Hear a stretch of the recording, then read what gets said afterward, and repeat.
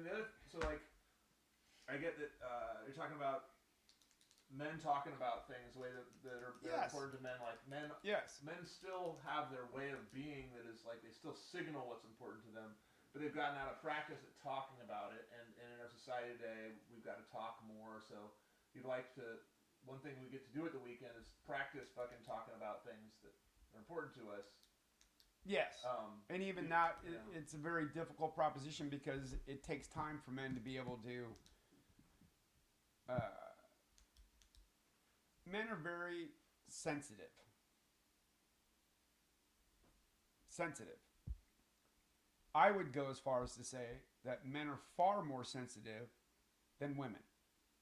Now, I know that that's not very popular to say, but I think it's true. But when I talk about men being sensitive, that encompasses all of men's senses, which since the beginning of time men have had to hone. They've had to have these senses in order to serve their families, serve their communities, serve their nations, serve the world. They had to be in touch with their sight, taste, hearing, smell, and touch. To the degree that they've honed those senses in a way through biology and through evolution, that men are not in touch with those five senses today the way that they were even 50 years ago, where a man could walk in a room and just by the feel of the room know if there was something of danger in the room, knew that something was off, something wasn't quite correct, and would then use his sight and his hearing to scan the environment to find out where the threat was, if he was accompanied by his family or even if he was alone. And those senses aren't gone in men. It's in the masculine DNA. It's in our bodies because we evolved that way. We had to in order for the species to be, propagated. So to have us effectively like silenced is a big loss in that sense.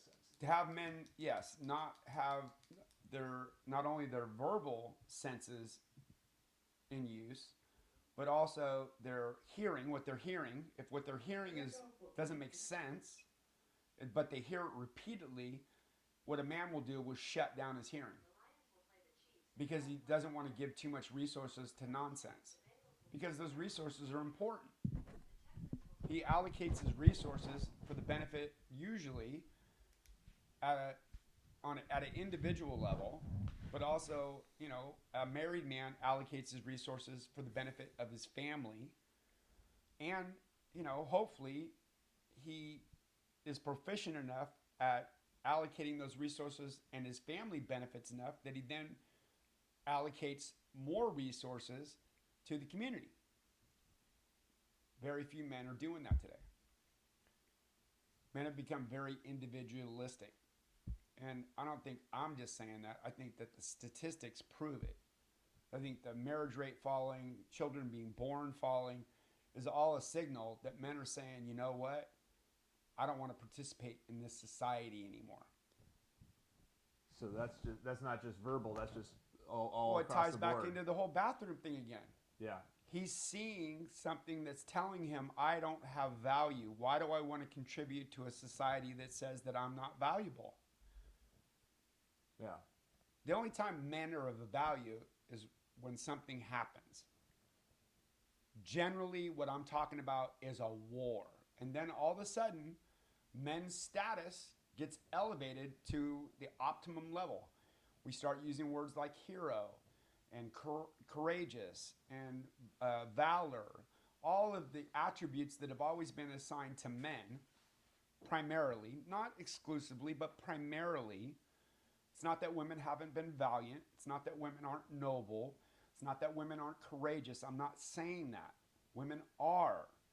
But what I'm saying is that the difference in what happens to a man when a man is acknowledged for his nobility, acknowledged for his valiance, acknowledged for his nobility, is that he then wants to go and create and build and contribute to the community. Women are motivated by other things. Women, acknowledging women for being valiant and courageous, I'm sure that it means something, but it doesn't make women want to have babies because it's a biological instinct. Men also have a biological instinct to procreate. They just happen to have that instinct to procreate with every woman they meet. And that's the truth of it. That's how men are built. Yeah. Now, to men's credit, the vast majority of men don't act on that impulse. So they've honed their sense of touch so that they can only be touched by one person. They don't have to touch 50. But it doesn't mean they don't want to. Yeah. Of course they want to. Yeah, and you'll have these like social media And men, and more importantly, and men say that they don't, are just pretending. They're just pretending. And everybody goes along with the pretense, and we call that nobility. Yeah. Well, how noble. He was faithful to his wife his whole life. Doesn't mean he didn't want to go sleep with other women. He just didn't do it based on his character. So that leads me to, I think I'm gonna skip talking about the bullshit. I want to talk to you about the bullshit. But yes, the bullshit. Let me get back to that. There's a lot of it, by the way. Yeah. But I was thinking this seems like a good entryway to talking about the 4 pillars. So yes. The 4 pillars are and this is something that. Tell us about, like, because I guess I could add context that they're coming out of the 4 pillars came along with the Man to Men weekend. Yes. In 2021. Yes. So how did that happen? Oh, it happened at a dining room table in San Diego, out of a conversation between myself, Mitch DeArmond, and his wife, Vicky. And we were working on content for the weekend, and I was talking about parenting. And I was talking specifically about the importance or the attributes or what it takes to be a good parent, to be a proficient parent. And in that conversation, what came out of that was I realized that the 4 things that are necessary to be a good parent are responsibility, discipline, sacrifice, and commitment. If those 4 things are in place and guiding you as a parent, pretty good chance your kid's going to be successful, whatever that means to you. I'm not here to dictate what your idea of success is. As a parent, But I would say that if those 4 elements are present, it's giving the child the best possibility for having a successful life. Now, does it mean that the child's going to be successful? No. But at least you have a guiding way of dealing with it, because often, too often, like way too often, what we hear is, not just from women, but from both parents, well, what about me? Well, what about you? What about you? You're a parent now. And as a parent, how you feel, what you want, how the things that you desire are really irrelevant when it comes to being a parent. Now, if you're not a parent, you're married, all bets are off. Do whatever you want. But when you have brought life into this world, you absolutely have a responsibility. And you better start to discipline yourself. And you better start to learn what it really means to sacrifice for something. And you better know what it means to commit. There's no get out of jail free card with children while they're children. Once they're adults, they can do what they want. You either did a good job with them or you didn't. If you didn't do a good job and the child goes out and has a crappy life, it's still your fault. It was your job to give them the skills necessary to be successful in life, to meet their needs, to take care of themselves, and hopefully to raise a family. You don't find that today. You find a lot of people, a lot of men and women, a lot of marriages where about 10 to 15 years into the marriage, usually around 10, things get a little dicey and feelings start happening. And it doesn't matter how many children are in the marriage, the parent only is thinking of themselves. Well, my children will be better off if I'm just happier. No, they won't. No, they won't. There's no evidence of that. Your children will be better off if you take more responsibility for your choices. Your children would be better off if you discipline your character to not be, at the whim of your feelings. Your children would be better off if you sacrifice to give them a better life than you had. As I think every parent, when the child's first born, I think every parent has the same instinct. I want this child to have the best life possible. And a lot of them will say, and I'll do whatever that takes. And then somewhere in the middle, they decide, no, I didn't really mean that. I wasn't really committed to that outcome. So I imagine there's lots of ways that Did I parents answer the question? betray that. Well, yeah, I think it's interesting to know that I didn't know that how focused those things were on parenting, the four that's where pillars. It came from. But I then applied it, and we mentioned myself, then applied it to the weekend and to men specifically, because in the weekend we don't talk about women. Okay, wait a minute. In the weekend, we try not to talk about women because we're not with women. We're not there talking with women about women. We're there talking to men about being men. So the four pillars that, yes, originally in the beginning discussion, it was about parenting that that it came out of me. I didn't come up with it. I don't think I invented this. I think these are all virtuous attributes that any human being who is worth anything has.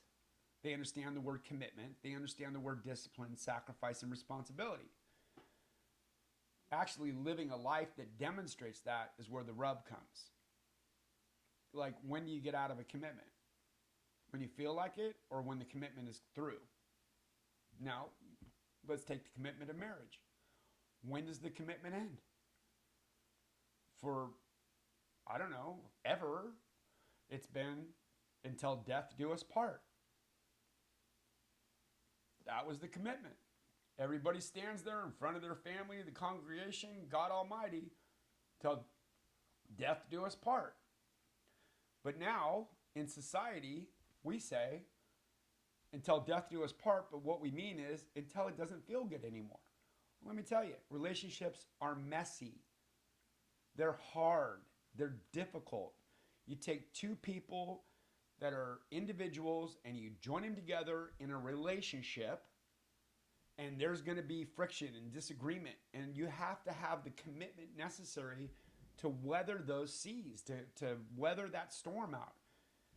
What men don't talk about, and what I mean by this is the men that have been married 20, 30, 40, 50 years, is the benefit of doing that, honoring that commitment. And I think in a lot of ways, women don't talk about it very much either. Maybe because right now we're probably in 52, 49, 52, 48 situation with most marriages don't last. It's rare to see somebody married 50 years in the United States. I think if you seek out in different areas of the world, that there are still very committed people that meant it when they said till death was part. And that means no matter what. There's no get out of jail free card. There's no, hey, my feelings changed. I'm not in love with you anymore. And what's love got to do with it anyway? What has love got to do with marriage? I just want to know. Because a lot of people get married thinking they're in love. But really, is that a good reason to get married? It's not a good reason to get married. It's a terrible reason for a man to get married. It's terrible for a man to get married when he says, I'm in love. Okay, so we'll give some pushback on that one. Yeah, go ahead. Come on, bring it on. Well, so like falling in love, like the biological thing that happens, seems like maybe it's a good mechanism. Like it's not biological. Without it's not biological. It's emotional. Stop. Okay, well if it's not a biological mechanism. It's a feeling. Well, like what about like lust or just like that's a feeling so also. Part of isn't that when you said we're designed to sort of like feel this surge of attraction, you know, it's like and then in the midst of that, maybe that's like, oh, that's a good design. Like in the midst of that, one result of that could be like, Okay. oh, I love you forever. I'll do it forever. Got it. I got your question. I think I have your question. Let me answer it this way and see if this answers your question. So what happened was, so that I'm clear about my perspective, and this is only my perspective. It's my perspective. I'll say that right up front. I'm not an authority. I don't have a PhD. I haven't studied the subject for 50 years. But my perspective on it is this. When the conversation changed from making a commitment, a lifelong commitment with a mate, from making that commitment to I'm in love with you, we changed from fact-based information to emotional information. But anybody who's not mentally deranged knows feelings come and feelings go. So when you say, what about getting married for love? Well, that's great, but it's not going to sustain a 50-year marriage because love comes and goes. You might wake up in the morning and roll over and look at your beautiful bride of 28 years and go, I don't love you anymore. Bye, honey, I got to go to work. Because you're not in it for the love. You're in it for the commitment. You're in it because you said you would do it. You're in it for all the years of the bullshit that you two fought through. There is such a richness, I think. Don't know this for sure. My track record says I'm not the author, but my experience of talking with couples who have been married 40 years is that it's only in the end that they can reflect back. Generally, after one of them has died, and then you see the other one. Generally, that used to complain all the time about Lois or how Bob always did this. And then Bob dies or Lois passes away, and the next thing you know, oh, they're so wonderful. They just made my life so worth it. It brought such value to me as a person. That's the love being expressed. And the love is built on years of hard work because it's hard work to maintain a relationship. It is not plug and play. There are things men and women have to do to maintain a relationship. It can't be one or the other. Sometimes it can be one or the other. But at the bottom line is, at some point, it has to be the commitment of the couple. To no matter what, we're going to see our way. We're going to navigate this storm. We're going to navigate this hurricane. We're going to navigate this tornado. We're going to navigate this earthquake together because we're committed. We're committed to the foundation of marriage, which is the bedrock of society. You talked about the four pillars and how they how like you kind of used divorce, or you didn't mention divorce, but you talked about like a couple deciding I don't need this anymore as like an example of failing on all those, like without those four things you might break up. Let me quickly move, and I'll answer the question, but I'll let you finish it. But let me say this: when I'm talking about a divorce and a marriage, I'm talking about men and women that have married and procreated and had children. Once the children are involved, you have to stay no matter what. So the commitment, that's when those things kick in. Yes. But I guess what I was going to ask is, so leaving the partnership dissolving because of the lack of those things, I could imagine that. But do you also... Well, the partnership dissolves because the lack of effort from the individuals to their lack of commitment. To the relationship. Yeah. But... They didn't mean it. Right. Love, honor, and cherish. He didn't mean it. Right. Love, honor, and cherish from her. She didn't mean it. She only meant it under certain conditions. Now, let's not get crazy. Of course, in a physically abusive relationship where one partner is threatening the life of the other or physically harming someone, of course, it's common sense that they would separate and get away from one another. But it's still, nobody asked the question, well, how did you marry somebody that ended up being, like, what, you got hoodwinked? You didn't know?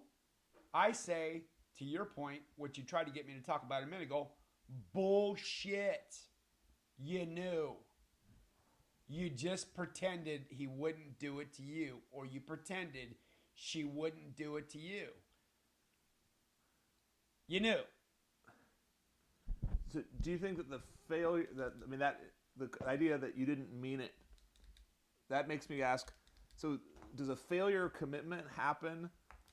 Like, do you think that the person was always intending, like, is it a failure right when they speak the words, or is the failure like later on? Do you, when a commitment is broken, Yes. was it net, do you think we can conclude? Well, how do you go back and say, like, how do you break a vow you took before God? How do you break that? Because one person left? I would guess. I would say that's an erroneous guess.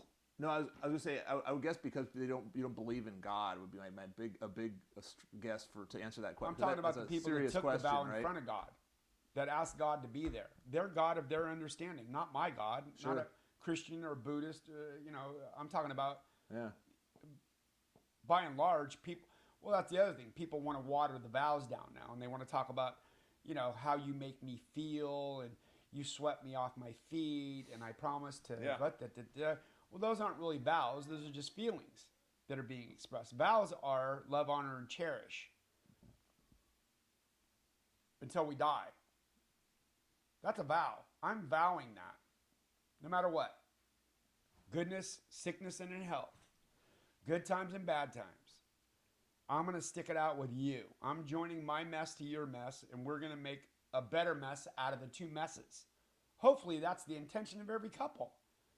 But going in knowing that they've done what I like to call their due diligence. See, the time to do your due diligence isn't after you get married. And everybody wants to pretend that they didn't do their due diligence before they got married. And I think that's bullshit. I think you knew you were marrying that, you saw it, and you said to yourself, but they won't do it to me. And that's just ego. Or as I like to say, it's, ego and echo, Dolores and Joyce. The conversation that exists in our minds, which has really nothing to do with who we are. It's just a conversation that goes on in our heads. And the more we listen to the conversation, the more we start to make decisions based on what our ego and echo are talking about. Okay, so I guess I want to get into the girls, as I like to say. Yeah. So I've heard of it's probably girls. Sexist, but I don't care. Dolores and Joyce, ego and echo. Yes. Is this related to the bullshit? Are they? Yes. Oh, very much. Yes. So when did they come up? Tell me about that. My partner and my friend of over 30 years. Can we back even further up? Let's back up to because we're talking about the Man-to-Man weekend as if anybody watching knows what it is. Can we just talk about how that's just the origin story? Can you tell that story of the origin story Man-to-Man of Man-to-Man weekend? Okay. Here's the origin story of Man-to-Man. 36 years ago, I think this is our 36th year of knowing each other, my friend and myself, we met. And we started a very awkward relationship. Two men who didn't know each other being very awkward. And at that time, we were both members of an organization. And part of that organization, one of the things was to get to know other men. To make friends with other men for the purpose of helping each other. Say it that way. I'm trying to be very respectful of a person's anonymity and my own. The person that your partner yes, of my 36 co-founder, years. Yes. Although he would just tell you, he would just say it. He wouldn't care. But I can do it without doing that because I don't think it would have mattered whether we met where we met or if we met somewhere else. There would have been a mutual attraction between the two of us. And that's the best way to say it. I saw this man and I was immediately attracted to him. And it took me a little time, and actually, I would say, divine intervention. Actually, I asked him to do something to join me at another. I met him at a group meeting, and I asked him to come to my group meeting and speak. But it wasn't because I wanted to hear what he wanted to say. Couldn't be direct about it with him. I couldn't just walk up to him and say, hey, there's something about you that I'm very interested in, and I'd like to get to know you better. I had to ask him to come speak at this thing. And then when he did, then I had to try and like manipulate the situation to get him to see if like we could be friends. And the truth of it was he was thinking the same thing. He was just bolder than I was and actually asked me for my phone number and could he call. I was very struck by that. I'm like, wow, why would he want my phone number? Well, there was an attraction between the two of us. Whatever it was that I was doing that attracted him and whatever he was doing attracted me. So we met 36 years ago, and from that conversation or him getting my phone number, we started to associate and started to realize that we wanted to meet with other men. There was a lot of stuff going on in our lives, and we knew I think we instinctively knew that we needed to be around other men to kind of talk about things that were important to men the way men talk about things. We didn't know it at that moment that that's what we were up to, but that's really all we were up to. We just wanted to be around men that would talk about things that were important to them the way the men talk about things. So we fumbled around. We started group after group after group. We actually at one point decided that we would include women, and we did. We met with women for about 18 months, which was very beneficial. There was a lot that him and I both got out of that. We were in a group that was facilitated by a woman, and we did a lot of meaningful work alongside of other women, other humans or men and women. Most of the men didn't stay in the group. I think we started out with 6 or 8 men, and we ended the group with 4. There was 4 of us left at the end. I think we started out with 4 women and ended the group with 2. So along the way, we lost people. And along the way, we've actually, of the original members of that group that we started out with, a lot of those men are dead that didn't complete the group with us. They couldn't talk about things that were important to them in the way that men talk about things that are important. And that killed them, literally. It may have manifested it through a drug addiction and other things, but the truth is that they couldn't talk about what was important to them the way that men talk about things that are important. And it killed them. And it's killing men today. Yeah, I'll buy that. But so I'm glad you're buying that one. That's a good little snippet there. Let's YouTube that shit. So that was 30. That's all 30 years ago, right? Like 35. Because I guess then part of the story of you guys forming Man to Men Weekend, I guess you can't tell that story really without talking about the Sterling Men's Weekend. So do you want to? So that came along as a result. What is that? What's that? It's a funny story because how it all came out of that initial conversation between him and I. And then we started these men's circles at the time. We called them men's groups. It was in the late 80s, well, early 90s. And there was a thing at that time that was called the men's movement that kind of rose up. Robert Bly and I can't think, Michael Moore. There was a lot of men that were associated with that. Jed Diamond was one of the men. And actually, Jed Diamond became the facilitator of one of our men's groups. And Jed Diamond was a friend with Mitch, my friend, and invited him to go to this event called the Sterling Men's Weekend. That was in September of 1995. So we met in 87, and in 95, he went and did this thing called the Sterling Men's Weekend. The funny part of that story is that when he signed up to go, I said, well, how do I sign up?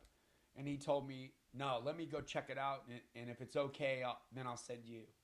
Let me go see if it's worth it, which I always had a resentment about because I felt like I got left behind. But, the reverse side of it was my friend looking out for me. And he sincerely meant it. Let me go see if it's okay, and if it's okay, then I'll send you. And we have that kind of relationship. He does look, he looks out for me. When I'm getting a little bit squirrely, he'll, pull me back. So and you, I guess you could have, if you really wanted to go, you would have Correct. gone. Yeah. And that's always been my issue. That it's absolutely correct. If I wanted to go, I could have went. Right. But because I, in a lot of ways, look up to this man in my life and kind of revere him, I took him at his word. He's like, okay. He said I should wait, so Cool. I'll wait. Cool. I extended him that trust, and he was wrong. I should have went with him.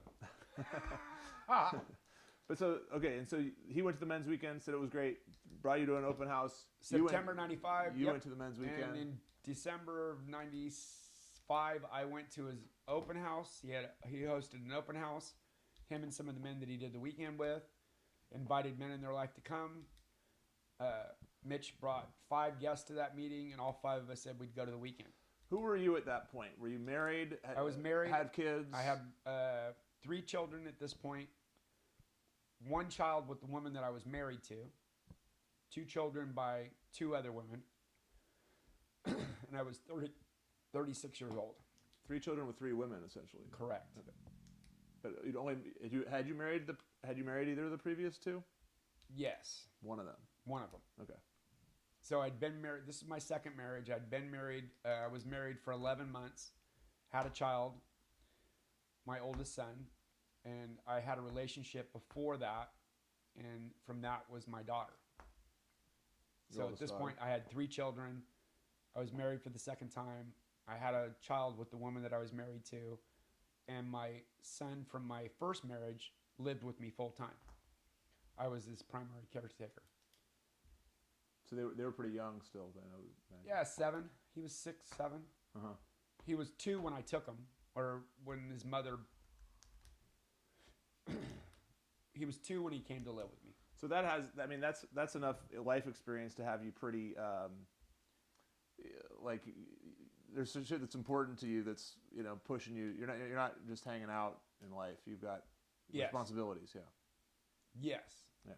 As ill-equipped as I was to deal with them, I did. Yeah. And I dealt with all of those responsibilities differently.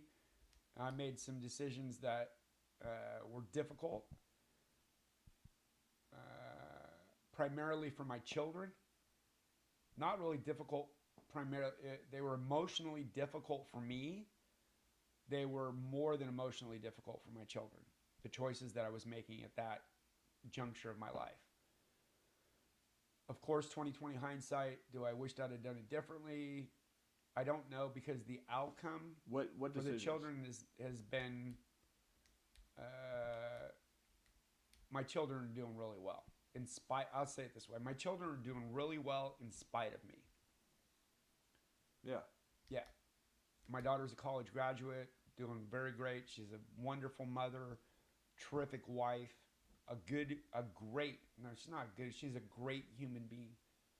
Very, very committed to other people, and she is a wonderful woman. And so is my son. My oldest son is a great father.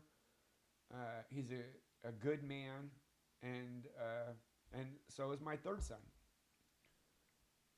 So my children have outdone me already, by far. In across the board in every way.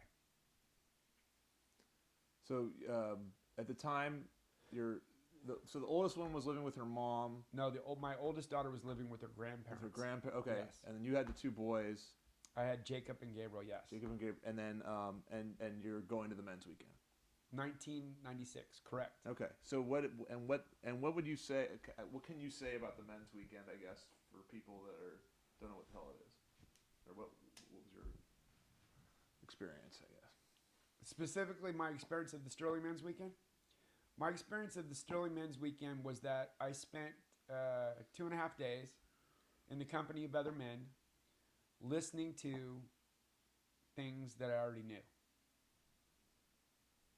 That was my experience of the men's weekend. Mm-hmm. Sounds dull. Oh, it was very exciting. You put 225 men in a room, there's going to be excitement. And there was but my experience of the weekend itself is that the content that was discussed and the philosophy that was being espoused matched up with my internal value system, and it matched up with who I wanted to be as a man, and it matched up with my life experience. It matched up with what I believed, life was about, especially what life was about for a man. So I didn't have any issues per se with the weekend itself. I had a lot of issues with the participants of the weekend, more than the weekend content. I didn't have any issues at all with the weekend content. What I had issues with were the men in the room at the weekend and the things that they were saying. Now, given that, I'm espousing this philosophy of men talking about things that are important to men, the way that men talk about things that are important, I see that there's quite a contradiction in who I was in 1996 and who I am today. In other words, so I'm guessing, I guess say more about that. Well, today I listen from a very different, more sympathetic. Not sympathetic, but I have a more tuned ear and a broader perspective and a deeper understanding of what men are up against, and why, and more importantly, why men, espouse certain things that I may think are just total bullshit, that I don't believe in, that I think it's just really not accurate, not factual. They're kind of like make-believe stuff. But what I believe in, and one of the abilities that I think I honed at the Sterling Men's Weekend, was my ability to cut through the bullshit and hear what the man's really saying. So not get caught up in his words, but actually look deeper underneath his words to see what he is really trying to communicate through his gestures, through the look in his face, through his posture. Men, like I said, men communicate important things without ever saying a word, if you're paying attention. And everybody always is. We just pretend that we don't. It's so ridiculous to me that women think they don't, for a woman to say, well, I just don't understand him, I think is a total bullshit, irresponsible statement. Of course they understand men. They understand us better than we understand ourselves. They just don't want us to think they do. Because if that was true, somebody would have to be taking responsibility for some of the choices they were making with some of the men they were making them with. But as long as they can pretend that they don't understand men, well, then they can be as irresponsible as they want.